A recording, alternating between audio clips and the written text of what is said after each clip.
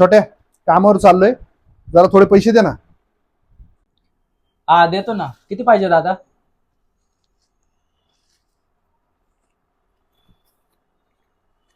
एवढे आहेत, हे ठेव. लागले तर परत सांग. हा ओके.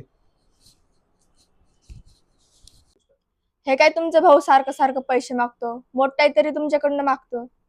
आपली पण पोर आहे, आपला पण संसार आहे, कधीपर्यंत सांभाळायचं त्याला. अगं, तुला माहितीये का, मी माझ्या भावाचे सगळे हट्ट का पुरवतो?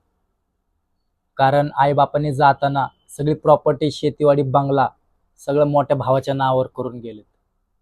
त्याच्यामुळं तू पण आहे ना, त्याच्याशी चांगला वागत जा.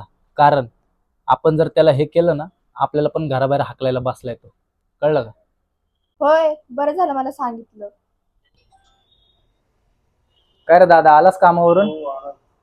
बस बस. छोट्या, मला एक प्रश्न विचारायचा तुला. सकाळपासून माझ्या डोक्यात तेच चाललंय. बोल ना. प्रॉपर्टी तुझ्या नावावर असताना तू वहिनीशी खोटं का बोलला की सगळी प्रॉपर्टी माझ्या नावावर आहे?